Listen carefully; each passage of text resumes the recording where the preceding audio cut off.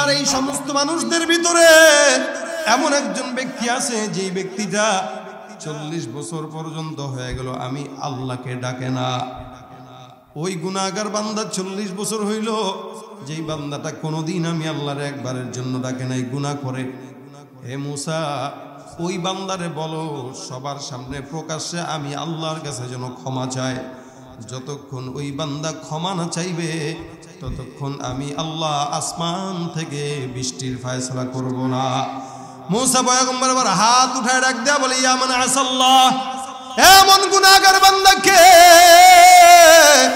আল্লাহ পাক রব্বুল আলামিন আসমান থেকে আমাকে বললেন 40 বছর পর্যন্ত এমন একজন গুনাহগার বান্দা যেই ব্যক্তিটা নাকি আল্লাহ পাক রব্বুল আলামিনের সঙ্গে নাফরমানি করে আসতেছে, একদিনও আল্লাহকে ডাকে না, কিন্তু নিজে মুসলমান, আমি নবীকে মানে আল্লাহকে বিশ্বাস করে কিন্তু গুনাহ করে। এই বান্দা, এই অপরাধী আল্লাহ পাক রব্বুল আলামিনের কাছে যতক্ষণ তুমি প্রকাশ্যে মাফ না চাইবা ততক্ষণ আবার মালিক আসমান থেকে বৃষ্টির ফয়সালা করবে না। এ মুসলমান, চোর যে চুরি করে সে কিন্তু জানে সে নিজে চোর। এই কারণে 100 চোর, 100 মানুষের মাঝখানে কেউ যদি চোরকে ইনডাইরেক্টলি যদি কোনো কিছু বলে, দেখবেন চোর মনে মনে কিন্তু ফাল মারে, কারণ জানে এই এলাকার ভিতরে চোর একমাত্র সে। মুসা পয়গম্বরের সমস্ত উম্মতদের ভিতরে গুনাহগার বান্দা যে। আল্লাহর নবী মুসা যখন এই কথা বললেন, মনে মনে তার এই বিষয়টা বড় দাগ কেটে গেছে। হায় হায়, তার মানে এই 40 বছর পর্যন্ত যে গুনাহগারের কথা বলা হচ্ছে ওই গুনাহগার আমি ছাড়া আর কেউ না। এতগুলা মানুষ 70,000, এদের সামনে যখন আমি দাঁড়ায় আল্লাহর কাছে বলবো, আল্লাহ আমি এই জায়গায় গুনাহগার, তুমি আমাকে মাফ করে দাও, এতগুলা মানুষ আমাকে দেখবে, আমার বেইজ্জতি। হ্যাঁ আল্লাহ, এখন আমি কই যাব? দুনিয়ার মানুষরা একজন দুইজনের কাছ থেকে বাঁচার জন্য, সম্মান পাওয়ার জন্য গুনাহকে লুকায় রাখে। মানুষ যখন গুনাহ করে, এটা এলাকার মানুষ যদি জানতে চায়, দেখবেন সে এই গুনাহটাকে ধামা চাপা দেওয়ার জন্য লক্ষ লক্ষ টাকা খরচ করে, আছে না নাই? নিজের গুনাহ যেন কেউ না জানে, সেখানে 70,000 মানুষ এই বান্দার গুনাহ জানবে, এটা বান্দা কেমনে সহ্য করে? বান্দাটা মাথা নিচের দিকে দাঁড়ানো, এবার মনে মনে ডাক দেয়া বলে, আল্লাহ আমার মতো গুনাহগার কেউ নাই, আমি জানি আমি 40 বছর পর্যন্ত তোমাকে কোনোদিন আল্লাহ বলে ডাকি নাই। হে রব্বে কারীম, তুমি যেমনে বললা 70,000 মানুষের সামনে আমি যদি আমার হাতটা উঁচা দোয়া করতে চাই, রব্বুল আলামিন এরা আমাকে ভৎসনা দিবে, রাস্তাঘাটে দেখলে গালি দিবে, রাস্তাঘাটে দেখলে চোখ ফিরায় নিবে। মালিক গো, আমি গুনাহ করছি এটা আমি বিশ্বাস করি, তবে আমি প্রকাশ্যে কোনো গুনাহ করি নাই, আমি আমার সমস্ত গুনাহ আমি গোপনে গোপনে করলাম। আয় আল্লাহ, যেই গুনাহ গোপনে হইল ওই গুনার চাইত থেকে আমি গোপনে গোপনে তওবা করলাম। মালিক তুমি আমার গোপন তওবাগুলো গোপনেই তুমি আল্লাহ মাফ করে দাও। বান্দা এখন যেভাবে চাইতেছে, এই বান্দার ইখলাসটা পরিপূর্ণ ইখলাস, এখানে কোনো ঘাটতি নাই।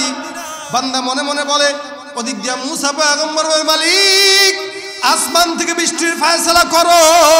আল্লাহ পাক বলেন, যতক্ষণ ওই বান্দা আমি আল্লাহর কাছে ক্ষমা না চায় ততক্ষণ আসমান থেকে বৃষ্টিও আসবে না, আর কোন রহমতও আসবে না। মুসা পয়গম্বর রাগে রাগে কটমট করে বলতেছে, কোন নাফরমানের বাচ্চা আসুস, তাড়াতাড়ি বল, তোর কারণে সমস্ত মানুষগুলো কষ্ট পায়, কষ্ট পায়, কষ্ট পায়। আল্লাহর নবী মুসা যখন বলেন, হঠাৎ করে মুসা পয়গম্বর তাকায় দেখে আসমানের ভিতরে কেমন যেন মেঘ মেঘ মেঘ মেঘ ভাব।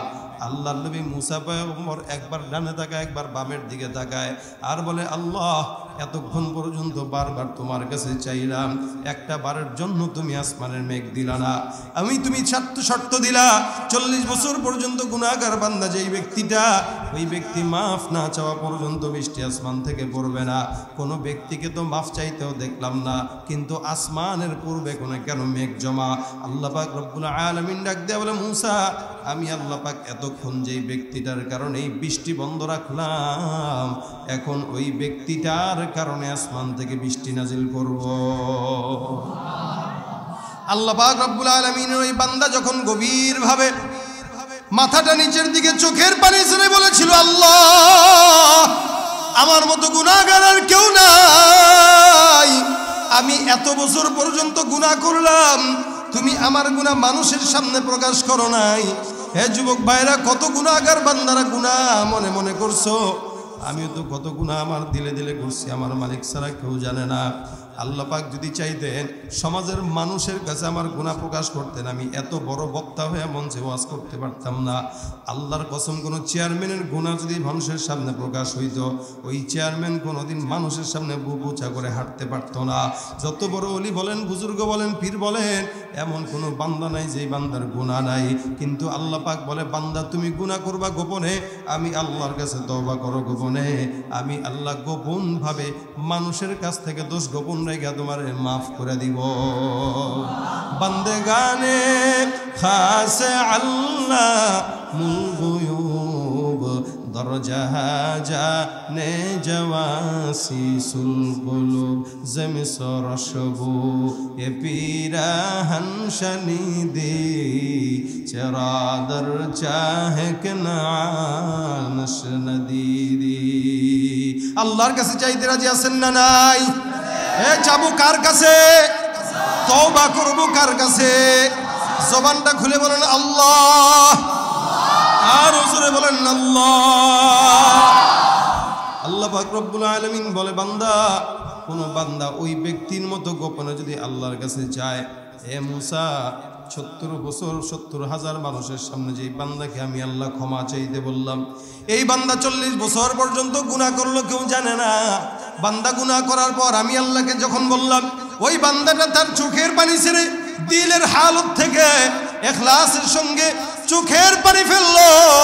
ওই বান্দাটা চোখের পানি যখন ফেললো, আমি আল্লাহ পাক রব্বুল আলামিনের দয়া বান্দার চোখের পানির চাইতে কোটি কোটি কোটি গুণে বেশি। সুবহানাল্লাহ। বান্দার গুনাহ হাজারো সমান হোক, বান্দার গুনাহ সমুদ্রের ফেনা সমান হোক, বান্দার গুনার চাইতে আমি আল্লাহর দয়া হাজার কোটি গুণে বেশি। ওই বান্দা যখন আমি আল্লাহর কাছে চাইলো, আমি রব্বুল আলামিন বান্দার গোপন তওবাটা মাফ কইরা আসমান থেকে সমস্ত বনি ইসরায়েলের জন্য বৃষ্টির ফয়সালা করে দিলাম। ধরা দিয়েও দাও না ধরা, কাছে থেকেও দাও না সারা, ধরা দিয়েও দাও না ধরা, কাছে থেকেও দাও না সারা।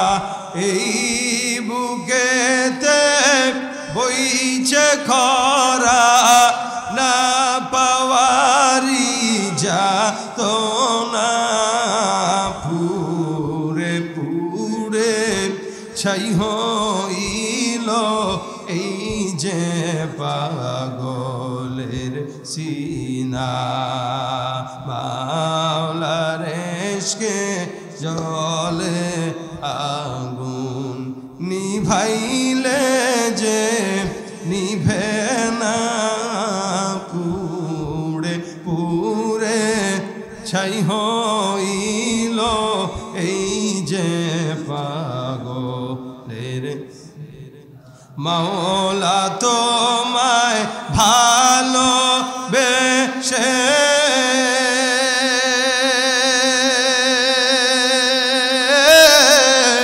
কলিজা পুড়ে গন্ধ আসে, মাওলা তোমায় ভালোবেসে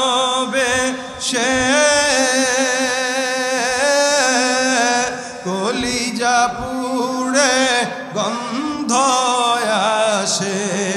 আমি তোমার নূরে যাব মিশে, দূরে ঠেলে দিও না, পুরে পুরে ছাই হইল এই যে পাগলের সিনা, পুরে পুরে ছাই হইল এই যে পাগলের সিনা। আল্লাহু আকবার। এই জন্য গভীরভাবে আল্লাহর কাছে চাইব, যত গুনাহ হোক না কেন আল্লাহ পাক রব্বুল আলামিন বান্দার জন্য আল্লাহর দুয়ার খুলে দেয়। মালিক বলে, বান্দা, আসমানের যত দুয়ার আমি রব্বুল আলামিন তোমার জন্য খুলে দিলাম, বান্দা তুমি আল্লাহর কাছে চাইতে দেরি হইবে, আমি আল্লাহ পাক রব্বুল আলামিন ক্ষমা করতে দেরি হবে না। এই কারণে মুসা পয়গম্বর তাকেন আল্লাহ পাক রব্বুল আলামিন আসমান থেকে বৃষ্টির ফয়সালা করে দেন। মুসা পয়গম্বর বলেন, হে রব্বুল আলামিন, এতক্ষণ পর্যন্ত দিলা না কোন ব্যক্তিটা তোমার কাছে গুনাহ করেছে, ওই ব্যক্তিটার নামটা আমি রব্বুল আলামিন মুসা পয়গম্বরকে একটু বলে দাও। আল্লাহ পাক রব্বুল আলামিন বলেন, মুসা এতদিন পর্যন্ত 40 বছর হয়ে গেল, ওই নাফরমান বান্দা আমার সঙ্গে নাফরমানি করলো, আমি রব্বুল আলামিন যেহেতু কাউকে জানাই নাই, এখন আমি আল্লাহর কাছে ওই বান্দা গোপনে গোপনে মাফ চাইছে, যেহেতু আমি আল্লাহর কাছে বান্দার গুনাহটা গোপন, আমি আল্লাহ তোমার কাছে ওই বান্দার গুনাহ প্রকাশ করতে রাজি না, গোপন তওবার গুনাহ আমি আল্লাহ গোপনে মাফ করে দিলাম। এ মুসলমান, এই কারণে অন্যের দোষ দেখে দুনিয়ার জমিনে ছড়াইবেন না। হাদিস শরীফ রাসূল বলেন, মান সাতারাহুল্লাহু মুসলিমা সাতারাহুল্লাহু ইয়াউমাল কিয়ামা। কোনো ব্যক্তি যদি দুনিয়ার জমিনে অন্যের গুনাহকে গোপন রাখে, অসংখ্য বান্দারা এখানে আছেন, একজন আরেকজনের অন্যায় জানেন, আপনার বন্ধু আপনার সামনে অসংখ্য গুনাহ করছে, আপনার জানা আছে, আপনি যদি মনে করেন একটু শত্রুতা হইল বাস গুনাহটা প্রকাশ করে দিব, আপনি চাইলেই পারেন, কিন্তু আপনি মনে রাখবেন আপনারও কিছু গুনাহ আছে যেটা আল্লাহ পাক জানে। আপনি আরেকজনের গুনাহ প্রকাশ করবেন, আমার রব্বুল আলামিন আপনার গুনাহ প্রকাশ করে দিবে। এই কারণে রাসূল বলেন, তুমি যদি তোমার গুনাহ গোপন রাখতে চাও, অবশ্যই অন্যের গুনাহটা নিজের দিলের ভিতরে গোপন রেখে দিও। এই জন্য অন্যের গুনাহ দেখেও বেশি হাসি খুশি থাকার অবস্থা নাই, কারণ আপনার আমার সকলের গুনাহ আল্লাহ পাকের কাছে জানা আছে। আমরা আল্লাহর কাছে যদি মাফ চাই, আল্লাহ মাফ করে দিবে। আরেকজন যে গুনাহ করছে সেও যদি চায়, আল্লাহ তারাও মাফ করে দিবে। এমন তো না যে একাই আল্লাহ আমার, আপনার না। আপনার কথা শুনলে আমার কথাও আল্লাহ পাক শুনবে, আমার কথা শুনলে আপনার কথাও শুনবে। যার কারণে প্রত্যেকের জায়গা থেকে চিন্তা করা। রাসূল বলেন, তওবাকারী গুনাহ করার আগে যেমন থাকে, বান্দা যখন নিষ্পাপ থাকে, পেটের বাচ্চা যেরকম নিষ্পাপ, একদম দুধের বাচ্চা যেমন নিষ্পাপ, রাসূল বলেন একজন তওবাকারী যখন গুনাহ থেকে তওবা করে, মিনাদ্দামবি কামাল্লা দামবালা, রাসূল বলেন সে তওবা করার পর এমন হয়ে যায় যেন তার কোনো গুনাহই নাই।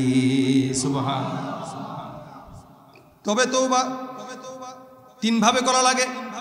1 নম্বর হইল তওবাতুন নাসুহা, এটা 3 শব্দের বিনিময়ে 3 শব্দের গচ্ছিত একটা বিষয় হলো তওবা। একটা হইল যখন চাবেন অতীতের সমস্ত গুনাহ থেকে আল্লাহর কাছে আগে পানা চায় নেবেন, 1 নম্বর শর্ত। তওবা কবুল হওয়ার শর্ত 3টা। 1 নম্বর অতীতের সকল গুনাহ থেকে আল্লাহর কাছে তওবা করবেন। 2 নম্বর আল্লাহর কাছে মাফ চাবেন লজ্জিত হয়ে যে আল্লাহ আমি গুনাহ করছি, এটা অন্যায়। 3 নম্বর সামনে কোনোদিন গুনাহ করব না, এই ব্যাপারে আল্লাহর কাছে ওয়াদা করা। এই 3 শর্তে কোনো বান্দা যদি আল্লাহর কাছে তওবা করে নেয়, আমার রব্বুল আলামিন ওই বান্দাদের তওবা আল্লাহর কাছে আল্লাহ পাক রব্বুল আলামিন কবুল করে নিবে। এখানে আপনি আমি প্রত্যেকটা মানুষ জানি আমাদের দিলের অবস্থা কেমন, গুনাহের হালত কেমন। বিশাল বড় লম্বা কথা না, অল্প সময় আলোচনা শেষ করে দেব, এতটুকু খালি বুঝেন। আল্লাহ পাক রব্বুল আলামিন আজকে আপনাকে যদি চান, গভীর রাতে ঘুমের ভিতরেও ইন্তেকাল করায় দিতে পারেন কি পারেন না? এই জন্য প্রত্যেকটা সময় রাসূল করিম সাল্লাল্লাহু আলাইহি ওয়াসাল্লাম বলেন, আমি রসুল হওয়ার পরেও প্রত্যেক দিন 100 বার আল্লাহর দরবারে ইস্তেগফার করতাম। 100 বার? আল্লাহর নবী যেখানে 100 বার ইস্তেগফার করতেন, আপনি আমি কতবার করি? 1 বারও না, মাসেও 1 বার না। এই জন্য রসুলের হাদিস অনুযায়ী অন্তত প্রত্যেক দিন আল্লাহ পাকের কাছে 1 বার হোক, 2 বার হোক, 3 বার হোক, রাত্রিবেলা বিছানায় যাওয়ার আগে আল্লাহর কাছে তওবা করেন, মালিক গো যত গুনাহ করলাম তুমি ক্ষমা করে দিও। ঘুমের ভিতরে যদি মইরা যায়, আল্লাহ তুমি জান্নাত দিয়ে দিও। আল্লাহর কাছে কোনো বান্দা তওবা করে যদি ঘুমায়, ওই বান্দা ঘুমের ভিতরে যদি মরণ হয়, ইনশাআল্লাহ জান্নাতের মরণ, তওবার মরণ। এই জন্য প্রত্যেকটা সময় ইস্তেগফারের আমলটা জবানে রাখা। হাদিস শরীফে রাসূল বলেন, কেউ যদি তার কাজে বরকত আনতে চায়, সে যেন ইস্তেগফার বেশি বেশি পড়ে। কেউ যদি তার গুনাহ থেকে মাফ পাইতে চায়, সে যেন ইস্তেগফার বেশি বেশি পড়ে। আমরা এখানে আসছি, দীর্ঘ সময় এখানে বসছি, গরমের ভিতরে এখানে এতক্ষণ বসা, বাইরে বৃষ্টি, এদিকে ভিতরে গরম, সব কিছুর পরে আসলাম যে কষ্ট করে, একটা তো মাকসাদ আছে না? আছে যে বয়ান শুনতে আসছি, এখন বয়ান শুনে আপনারা চলে গেলেন, আমিও বাসায় চলে গেলাম, ঘুমাইলাম, কষ্ট করে এখানে আসলাম, আপনারা আসলেন চলে গেলেন, কিছুই হইল না, কোনো ফায়দা নাই। আর যদি এখান থেকে একজন মানুষ নিয়ে যেতে পারেন যে আজকে বাসায় যাওয়ার পর শোয়ার আগে ইনশাআল্লাহ ইস্তেগফারের আমল করে তারপরে ঘুমাবো, ইস্তেগফার পড়তে পড়তে আস্তাগফিরুল্লাহ আস্তাগফিরুল্লাহ পড়তে পড়তে ঘুমান না, পড়তে পড়তে ঘুমান, মরণ হইলেও তো জান্নাতি মরণ। একটা মানুষ যদি আমল করে, একজন, বেশি না, একজন যদি আমল করে, আজকের মাহফিলে আসা বসা কথা বলা সব কিছু সার্থক হয়ে যাবে। খেলে একজন, বেশি মানুষ দরকার নেই। একটা মানুষ, সারা মানুষ, দুনিয়ার মানুষ যদি রসুলকে মানতো তাহলে তো আমি হইতো। লক্ষ লক্ষ কোটি কোটি মানুষের ভিতরে রসুলকে আর মানছে কয়জন, ইমান আনছে আর কয়জন? তা ঠিক আলোচনা হবে, বয়ান হবে, সবাই যদি এখলাসওয়ালা হয়ে যেত, বয়ানে হেদায়েত হয়ে যেত, তাহলে তো আমি আছি। সবাই তো আর হেদায়েত হয় না, হেদায়েত হয় একজন দুইজন, এই দুই একজনের জন্যই এই সমস্ত কারবার।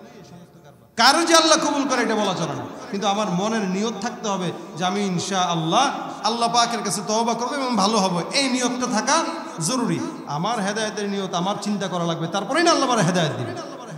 এই জন্য যে সমস্ত ভাইরা নামাজ ধরতে পারেন নাই, 5 ওয়াক্ত নামাজটা আগে ধরেন, কারণ সর্বপ্রথম আল্লাহ পাক নামাজের হিসাবটাই বান্দার নিবে, আগে এইটা ধরেন। নামাজ যার ঠিক তার সব ঠিক, যার নামাজ নাই তার ঈমানও নাই। নামাজ ঠিক থাকবে, কোনো গুনাহ করতে পারবে না, নামাজ আপনার সব গুনাহ থেকে বাঁচায় রাখবে। আজকের এই জায়গার থেকে আমরা যেটা শিখবো, প্রত্যেক দিন কমাস কম ইস্তেগফার, সকালে একবার ঘুমের থেকে উঠে, দুপুরে একবার মনে হলো যে আল্লাহ তুমি আমার একটু মাফ করে দাও, আল্লাহ এই পর্যন্ত যা গুনাহ করছি মাফ করো। আবার রাত্রেবেলা বিছানায় যাওয়ার আগে আল্লাহ সারাদিন যে গুনাহগুলো করছি আল্লাহ একটু মাফ করে দাও। 3 বার যদি করেন, কন্টিনিউ যদি করতে পারেন, ইনশাআল্লাহ আমার তো দিল বলে হাজারো গুনাহ থাকলেও তওবা কবুল হোক বা না হোক, অন্তত এই উসিলাতে আল্লাহ পাক মাফ করবে। যে যা বেচারা তো মাফ চাই তো আল্লাহর কাছে, এই উসিলা তো মাফ করবে। আল্লাহ খালি উসিলা খুঁজে। আল্লাহ পাক আমাদেরকে আমল করার তৌফিক দান করুন বলেন আমিন। এই যে মাদ্রাসাটা বারবার আপনাদেরকে বলেছে, আপনারা মাদ্রাসার জন্য দেন নাই, আমি দেখছি। এবং মাদ্রাসা দিনী পরিবেশগুলো, দিনী মাদ্রাসাগুলো দেখেন, সেই সমস্ত বেঈমানেরা মাদ্রাসার বিরোধিতা করতেছে। এখন এদের একটাই চুলকানি, এই কারণে যে মাদ্রাসা দিন দিন বাড়তেছে, এই কারণে তারা বিরোধিতা করে। এখন আপনারা যদি এই মাদ্রাসা বাড়ার সঙ্গে যদি আপনাদের সহযোগিতার হাতটা বাড়ায় দেন, তাহলে এদের চুলকানি হাজারো থাকলেও এরা ইনশাল্লাহ কিছু করতে পারবে না। আপনারা যদি তাদের কথা শুনে বলেন আরে আসলেই তো হুজুররা সব কালেকশন করে আমাদের থেকে টাকা মাদ্রাসায় নিয়ে যায়, তাহলে তো আর কিছু বলার নেই। কিন্তু রসুল বলেন, কেউ যদি দ্বীনের রাস্তায় সদকা করলো তো আল্লাহ পাক রব্বুল আলামিন সদকার বিপরীতে তার সমস্ত বালা মুসিবত দূর করে দিল। এই জন্য তো আজকে সমাজে বাজারের ভিতরে আগুন ধরে, মেল কারখানায় আগুন ধরে। কেন? এরা ঠিক মতো না দেয় জাকাত, না দেয় সদকা। এই জাকাত সদকা না দেওয়ার কারণে আল্লাহ পাক বাজারে আগুন লাগায়, ওখানে আগুন লাগায়, সেখানে আগুন লাগায়। এ কারণে নিজের বিপদ থেকে নিজে বাঁচাইতে অন্তত মাদ্রাসাগুলো, এতিমখানাগুলো আছে, বাচ্চারা আপনার টাকা দিয়ে কোরআন পড়বে। যেই বাচ্চাটা খাইতে পারে না, যেই বাচ্চাটা গোসল করতে পারে না, এই বাচ্চাটা কোরআন পড়তে মাদ্রাসায় চলে আসছে, আপনার 5টা টাকা 10টা টাকার জন্য যদি এই বাচ্চাটা কোরআন শিখতে পারে, এটা সদকায়ে জারিয়া। যতদিন এই বাচ্চা কোরআনের আওয়াজ দিবে ততদিন আপনি সওয়াব পেতে থাকবেন। সুবহানাল্লাহ। কেউ আছেন থাকলে শেষমেশ আপনাদেরকে বলি, দোয়ার আগে, আমি যেহেতু মুসাফির, আপনার জন্য দোয়া করবো, ইনশাল্লাহ দোয়া কবুল হবে। কেউ থাকলে একটু নাম লেখান যে আমি 1000 টাকা মাদ্রাসার জন্য দান করব। এরকম একজন ভাই আছেন কে 1000 টাকা আমি মাদ্রাসার জন্য আজকে দান করব, এটা আজকে হোক, কালকে হোক, 1 সপ্তাহে হোক, 1000 টাকা একটু লিখবেন। কি নাম, কি পিছনে কি